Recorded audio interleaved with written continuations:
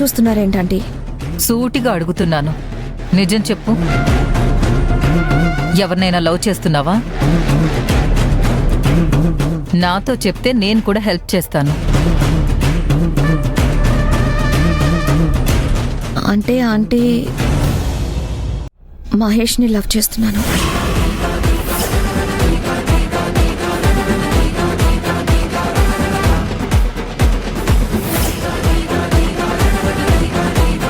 కాలేజ్లో కాదు, school days నుంచి మహేష్ అంటే నాకు చాలా ఇష్టం అండి. అప్పటి నుంచే నేను తనని లవ్ చేస్తున్నాను.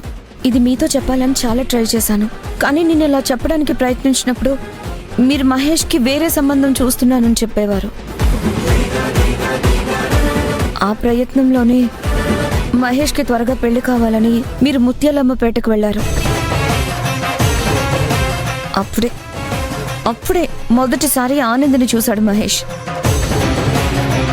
ఆ క్షణం నుంచి ఈ క్షణం వరకు నేను తనని లవ్ చేస్తున్నానని మహేష్కి చెప్పలేకపోతున్నాను.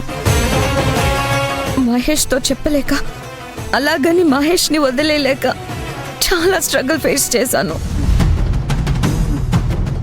మహేష్ నా హస్బెండ్ అని, మిమ్మల్ని నా అత్తగారిగా, అంకుల్ని మామగారిగా, అంతెందుకు మనమంతా ఒక ఫ్యామిలీ లాగా ఎన్నో కలలు కంటున్నాను.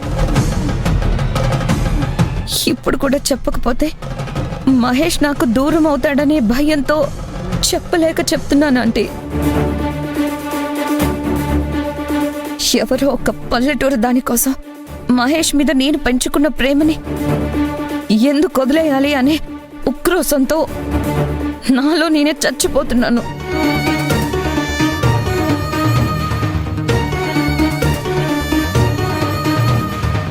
నా మాటలు మిమ్మల్ని బాధ పెట్టి ఉంటే సారీ.